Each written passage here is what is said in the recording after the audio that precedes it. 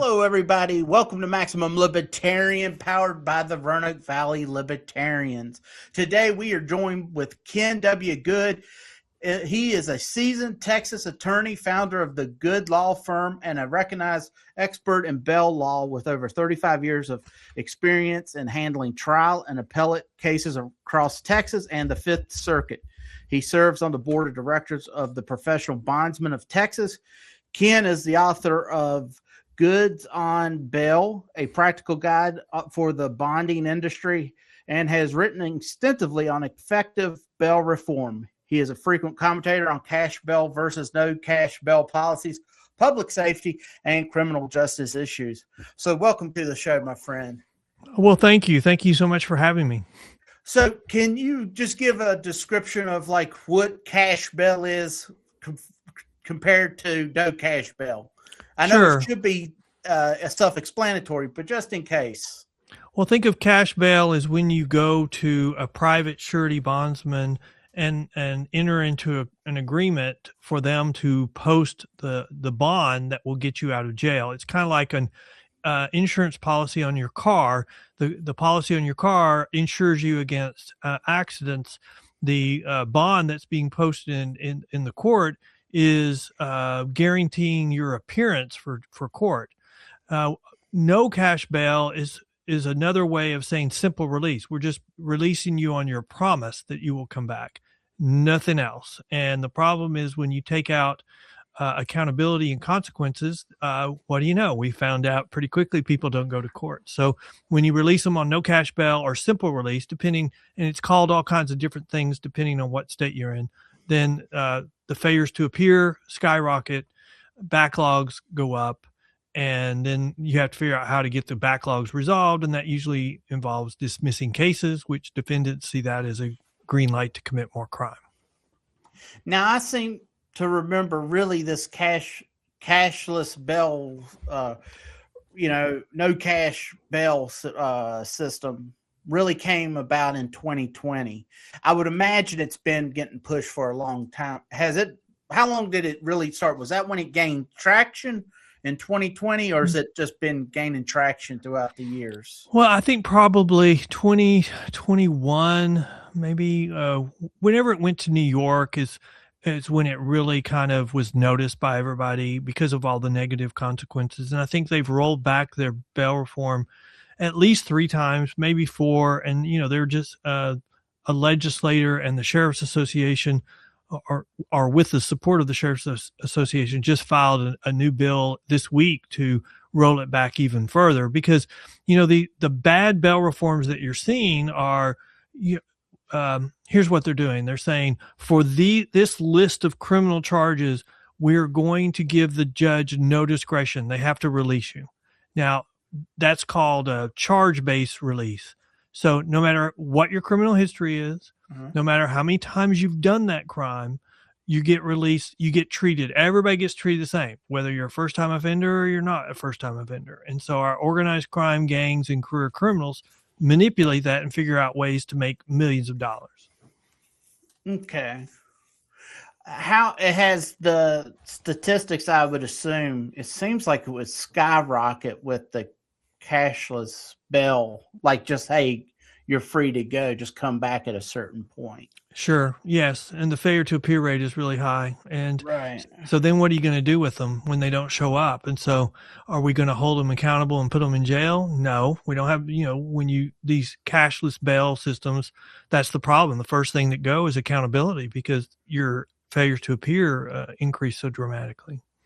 What's the big argument for that? Is it because the individuals don't have money and I've seen the whole argument of we'll use O.J. Simpson or whoever. I think the big argument is going to be social justice, fairness. And they look at the makeup of the jail and say that there's disproportionate certain minorities in the jail.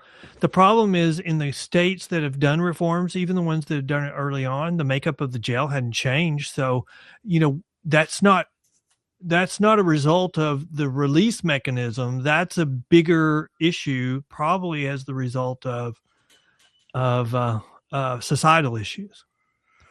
What is the biggest, let's see, what are the most important practical insights for bondsmen and attorneys navigating the system today? Well, if I was a family member, especially of a victim, I want the case resolved. I want it to go to court. I want it to go to trial. If they can't get it resolved, I want it resolved. And so the type of release is going to determine, because, criminal cases are unique. You can't go forward with the criminal case without the defendant. So if he fails to show, the case usually is put on hold until they come back. Right. And so it's important to know. So for the defense attorney and for the bondsman, for navigating this environment, we want to make sure our clients show up. The criminal defendant wants their clients to appear as well. The criminal defense attorney can't get paid if he's court appointed if the defendant doesn't show up. I think if you want to look at the statistics, look at the failure to appear rate. So for the bail industry, it's less than 10%. But for these simple release mechanisms, we've got counties where it's 50%. We've got areas where it's 80%. I did a podcast with a DA in California. He said they use simple release for all misdemeanors, and they have 80% failure to appear rate.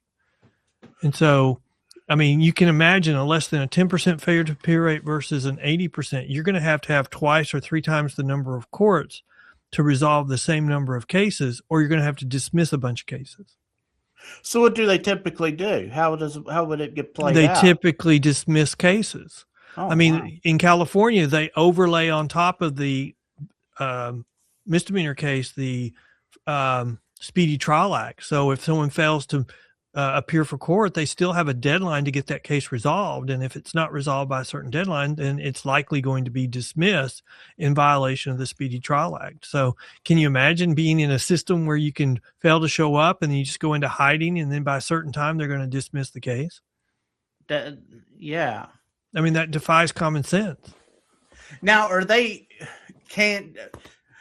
a judge be able to, I don't want to say retroactive, put bail on there, but get them to, if they did show back up? No, because these are charge-based release mechanisms. Okay. As long as that case is on the charge list where the judge has no discretion. See, this is all about taking away discretion from the trial courts, because they're not releasing, the favored groups of the bail reform movement in the numbers like they want. So they're tying the hands of the judges and forcing them. So, we had an example of Illinois this week where a judge is blamed because he released somebody on a simple release, and then the guy went out and shot a policeman. Well, the charge that he was charged with was one that, that the judge had no discretion. He had to release him. So the judge is getting the blame when, the legislature tied his hands. Wow. Now, the case down in, was it Charlotte with the lady from Ukraine? Yes, sir. That was the same issue, correct? He got released on bail? He was released he was given a simple release, but the difference there is his charge that he was currently released for was harassing 911 operator. So, it's not one where he would have been held. There's no situation where he would have been held for that. But the problem is he had an extensive criminal history.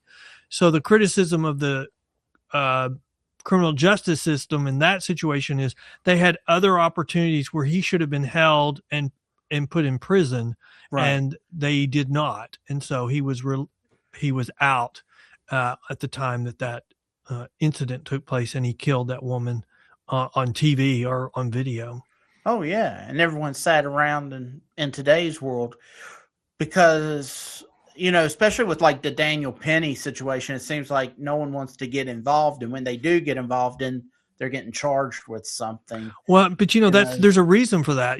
These are these urban prosecutors who are soft on crime. And when you're soft on crime enough, then you're going to have, vigilante justice, because the public's going to demand public safety. And so they're coming in and prosecuting the Good Samaritans to prevent vigilante justice from growing. That's what they're doing. Okay. So what would you see as successful bail reform? Well, we have a case that talks about, what works and what doesn't. It's Alabama, Sanchez versus Alabama. They had to live under a preliminary injunction, which was ordering them to release everybody under these simple release systems, both felonies and misdemeanors. They had to live under it for 4 years. And they said, we're not settling. We're just going to appeal because what you're wanting us to do is not right. And so after 4 years on appeal, they won and the case was reversed. Well, during that time where all the judges' hands were tied, crime was going up. And so when the case was remanded, they re-implemented a system of checks and balances, a system of accountability, told defendants, if you don't do what you're supposed to do, there's going to be consequences. And what do you know? About 6 months later, crime started going down again. Interesting. We know what works, so Right. we just need to lean into that and hold people accountable when they don't do what they say they're going to do. The problem is these bail reform systems are being put in place to do the opposite, to tie the hands of judges and prevent them from using accountability. What's the biggest misconception the public and policymakers have about cash bails right now? I would say that the biggest misconception about cash bail is that there is an alternative to it. There was a former judge, who was speaking at a town hall on News Nation about, bail reform. And I think she made a good point. And she said, until you have an alternative that has the same low failure to appear rate, and has the same high level of accountability, then you don't have an alternative. You have an experiment that's failing, and it's doing real damage to public safety and to our criminal justice system. And I think that's true. I think that's an accurate statement. So I think the biggest misconception about the private surety bail system is that there's something else of equal value. There's not. And that's the reason why the bail industry has been around for 200 years. What problems were cashless bail or no cash bail policies trying to solve and where have they fallen short? Obviously, there's a lot of examples you've given that's fallen short, but if there are any other ones that may have? Well, let's start with just the data. We've gotten a lot of data out of during COVID. So the data is really devastating for cashless bail. But, there's the Yolo County study where they compared low-level crimes, nonviolent offenses, one person released on simple release, one person released on private surety bonds. So one released on cashless bail, one released on cash bail. And the comparison was devastating. It found that the person released on cashless bail had a 200% chance of committing a new violent offense in the next 18 months versus the person released on cash bail. Now, with that data, if I was a parent, I would never want my child released on cashless bail. If that just alone, the release mechanism alone increases their chances of getting arrested on a new charge on a violent offense by 200% in the next 18 months, that's devastating. How does Texas approach to bail differ from states like New York, California? Okay, California and New York have tried to do this bail reform movement to weaken and tie the hands of judges. Texas has gone in the opposite direction. They've strengthened the criminal justice system. They've put accountability over weakening the system. So for these cashless bail, they've enacted a statute that limited its use for violent offenses. Right. And so they've gone in the right direction, leaned into accountability. Probably the number one reform that they've done is to require judges to review criminal histories in setting bail, because the number one indicator if you're going to be a problem is whether you've been a problem in the past. And, these cash reform states, when they do, or bail reform states, when they do when they tie the hands of the judges and they do charge-based release, they don't want you to look at their criminal history because they're stuck on, we have to treat everybody charged with the same crime the same way, no matter how many times they've been charged with it. Right. And that's contrary to our whole criminal justice system. The system is built to treat those people differently. If I have a long criminal history, I should be treated differently than you if you're a first-time offender. What reforms would you propose to improve the bail system while protecting both liberty and public safety?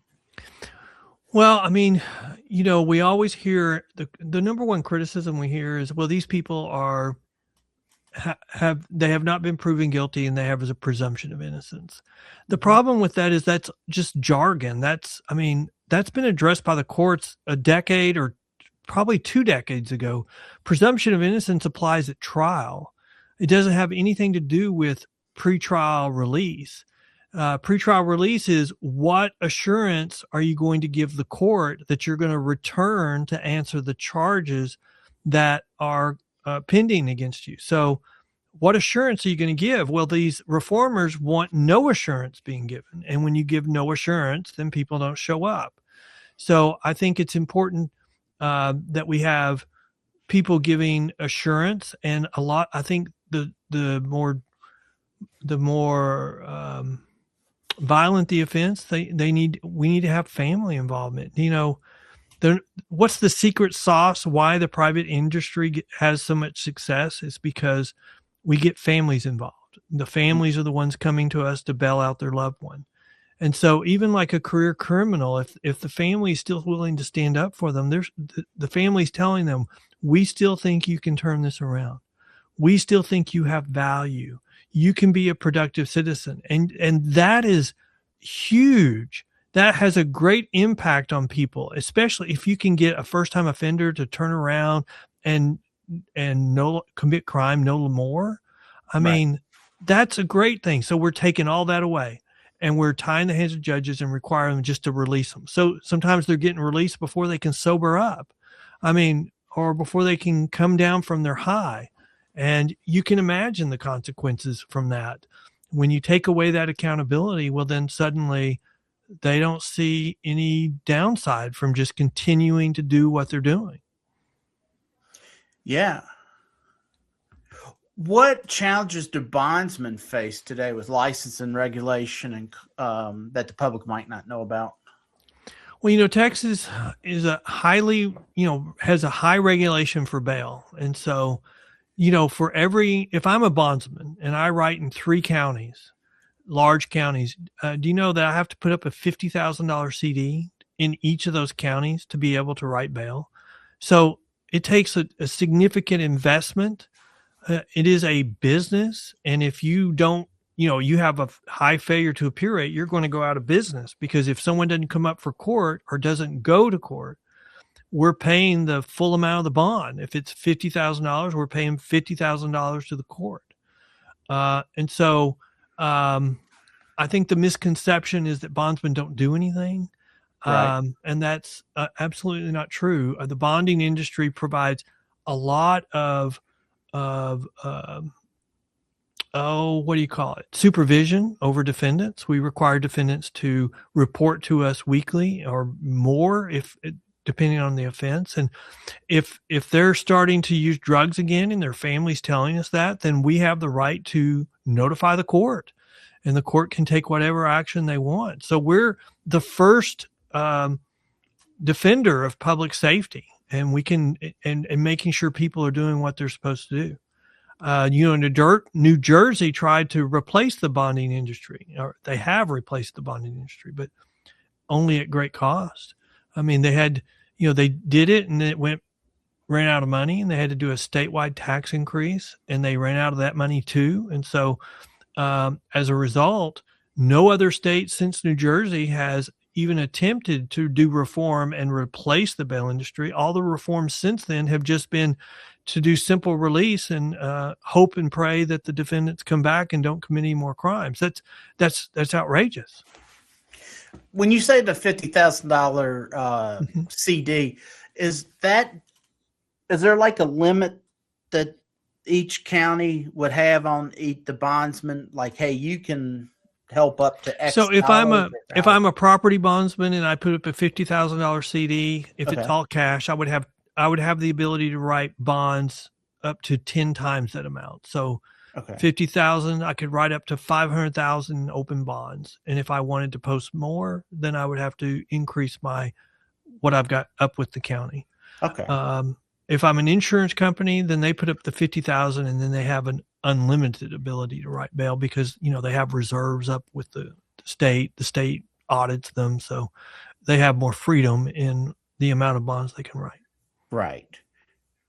So how do you respond to criticism that cash bail system is inherently unfair to low-income defendants?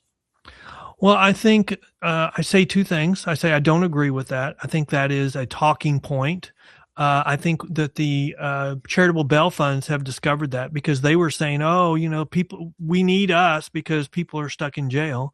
Mm-hmm. And I think they found very quickly that that's not true because they started bonding out very dangerous people that nobody else would bond out. And that's how charitable bail funds got in trouble because they discovered there's not anybody low level stuck in jail. The career criminals are stuck in jail and they don't need to be bonded out. I think that's probably one of the misconceptions. The biggest misconception is that there's people stuck in jail, first-time offenders. That's not true. That's just not true. I don't believe that's happened anywhere, especially in the last several years. I mean, jails don't want them in there, but if you're a first-time offender for, theft, you're not going to be in jail, and you shouldn't be in jail. But if I'm a judge, I want everybody that's released to be on a private surety bond because the failure to appear rate is so much lower. I mean, I want everybody to show up for court. And if you're a first-time offender and you don't show up for court, then, I mean, I really don't want to put you back in jail and hold you in jail till your case is resolved. I want you just to show up for court. And that's why we're seeing the reformers now argue, well, we should only look at when they willfully fail to appear. So like they intentionally failed to show up. And that's just another left-wing attempt to tie the hands of the criminal justice system because any failure to appear does the same damage. And it's a criminal case. You can't force them to testify against themselves. So when are you ever going to prove that someone was willful in their failure to appear? Never. Right. How would you discuss with like media coverage of bail reform influence policy for better or for worse? I think the media coverage on bail is atrocious. I mean, one of the reasons why we've started doing these types of things is because no one else is telling the story correctly. I mean, Let me give you one example. So there's an activist group that has been filing suits across the country. Mm-hmm. And so they did an article in the Dallas Morning News, and they were saying in their article how every trial court across the country that had looked at their arguments had found the private surety bail system unconstitutional. And that's where it stopped. But the problem was what was not being reported is that every court of appeals that has reviewed their arguments has reversed and remanded.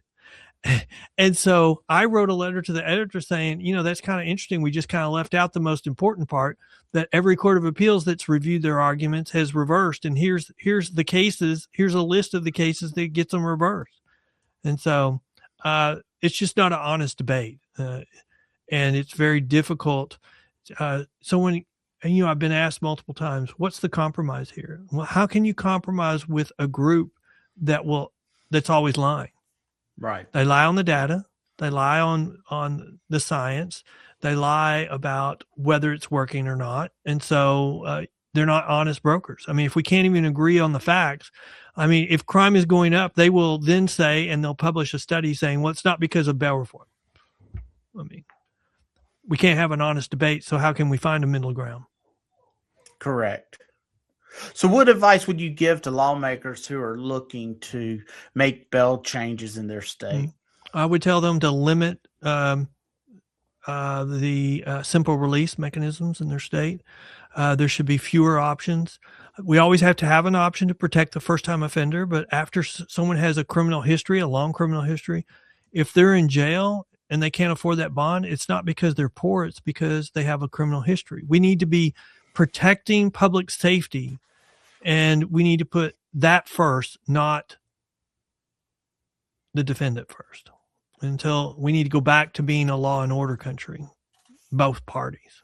We used to be. And we will be again. We just need one more election on crime, and then both parties will revert back to being law and order parties. Well, you hope. Well, it may not be this election. It may not be this one, but we still need one more election. Right.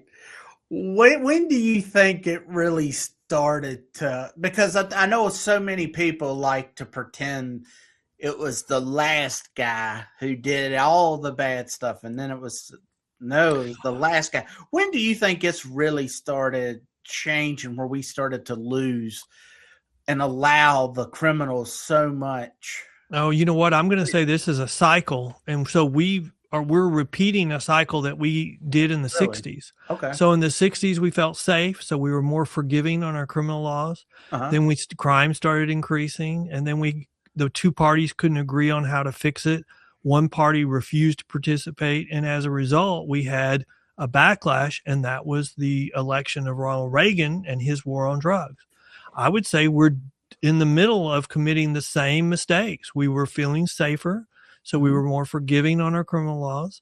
Then crime started going up, and then one party refused to participate. And I would say Trump 2.0 was elected in part because of a backlash on crime and a backlash on immigration.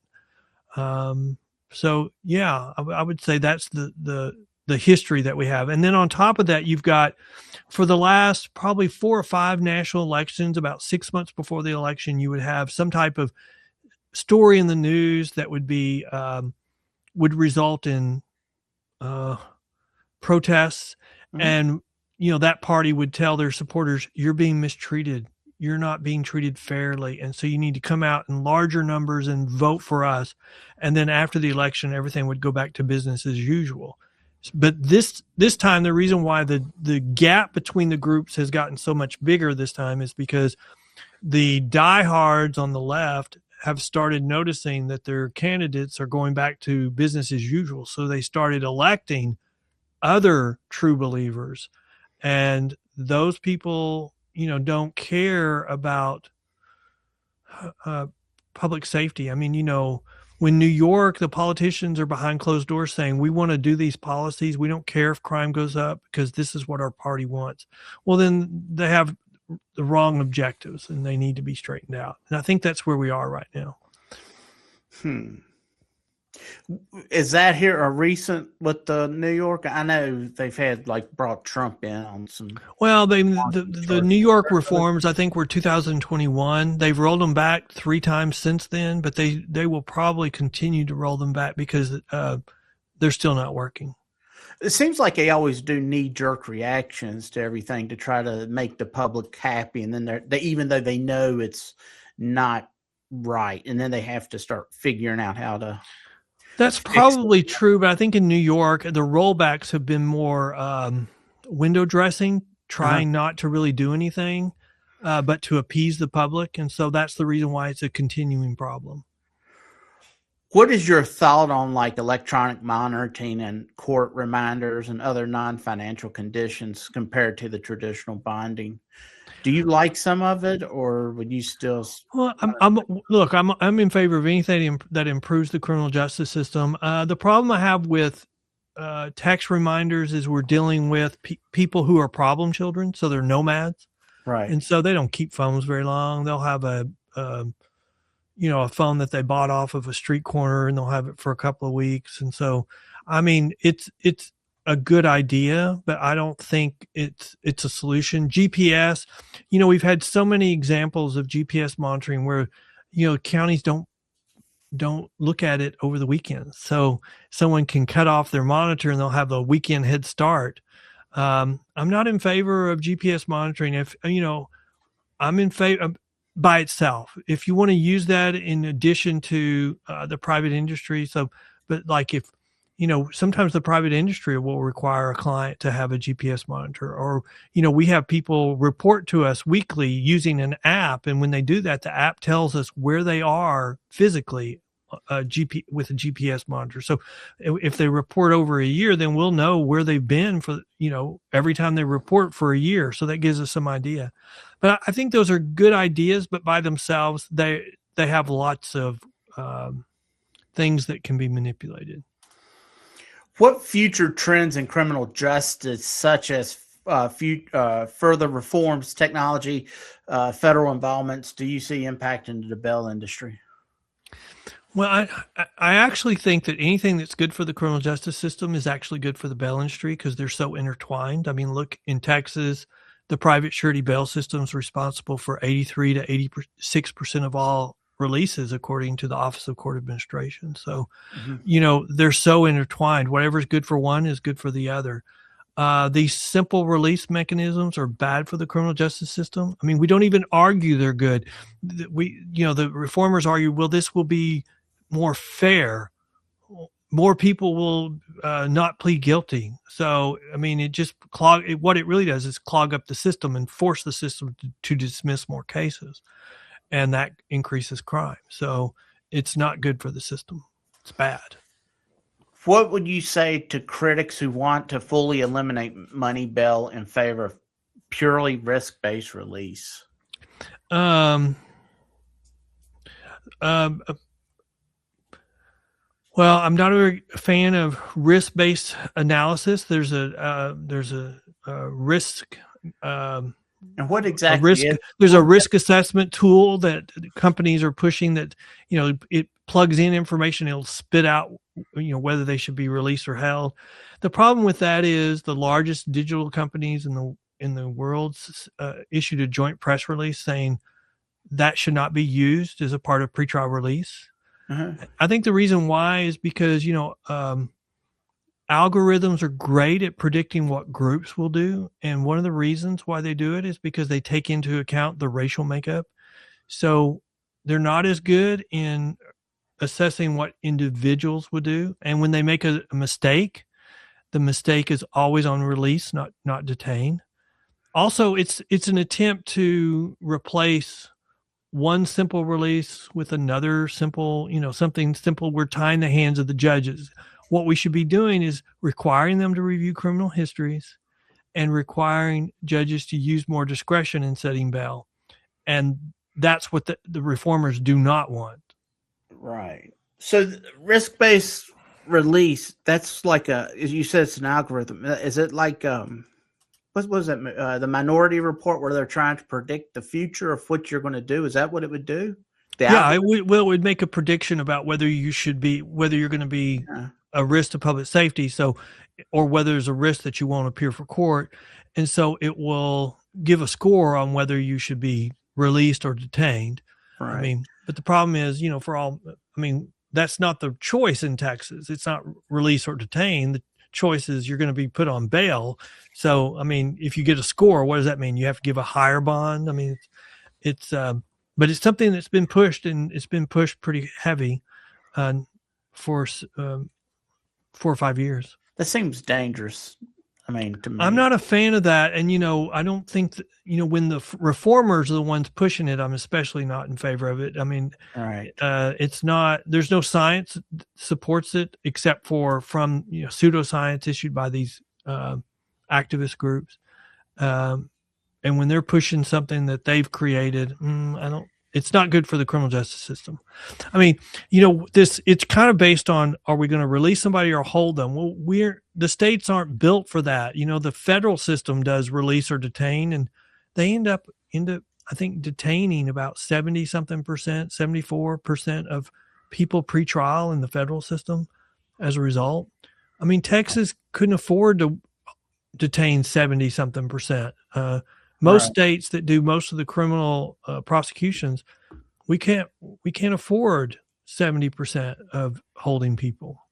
So the risk assessment's it's a tool that's going to encourage judges to release people and not use their discretion, and we need more discretion and not less. Right. So looking ahead, what gives you optimism or concern about the future of fair, effective bail practices in America? Well, I am very hopeful on bail reform. on this whole issue. And the reason why I'm hopeful, though, is because what we're doing in some of our urban areas is just not sustainable. And you're seeing them roll it back. I mean, New York's rolled it back 3 times. It's even too liberal for California because they had a statewide referendum to rule back or vote against certain reforms the legislature enacted. And in this last election in November, the soft on crime DA in LA was defeated by a huge amount and was replaced by a law and order DA. So I think there's a short shelf life on these reforms because they don't work, and it becomes very obvious very quickly. Right.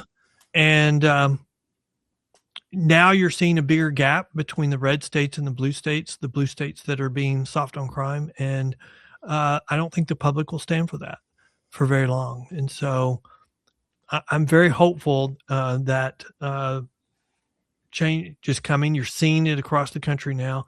We just need more. We still have issues with Washington State. We have issues with Minnesota, and it's because they're liberal states to begin with. And so it's kind of like their politicians are being pushed by the activists to go even further to the left to show that, you know, they're still a red state or a blue state.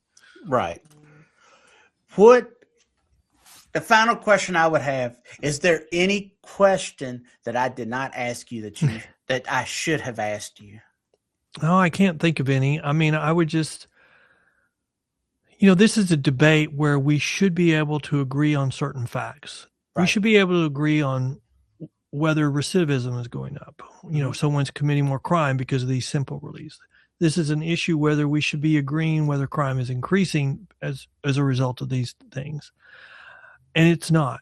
And if we can't agree and one side is attacking the groups that we've historically gotten this data from, so the police come up with statistics saying there's a 75% failure to appear rate on these simple release mechanisms. What's the response? Just ignore that. That's not true.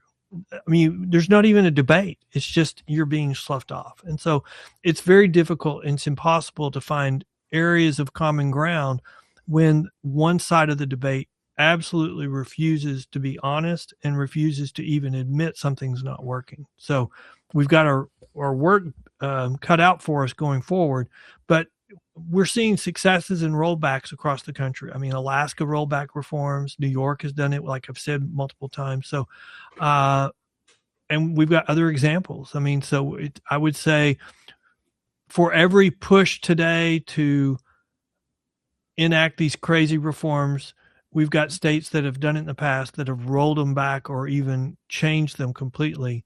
It's probably 2-1 for change. Rollback. Excellent. All right, my friend. Well, thank you for coming on. I know you had to sit there in silence for about a half hour before I was able to jump on. I thank you for staying on and talking to the people that listen to my podcast and all that good stuff. Where can people find more information about you and your work? Sure. They can go to pbtx.com, the Professional Bondsmen of Texas, pbtx.com. We have a blog where we highlight important criminal justice stories, and we also have our own podcast. There's a link on the menu, or you can go directly to thebailpost.com, thebailpost.com. All we do is talk about criminal justice issues, what works, what doesn't work. If you want to know what the New Jersey plan is, we have a podcast about it. All right. Well, thank you again. All right, everybody. That's Ken. I'm Brian. We hope you had a good time. See you next time. Goodbye.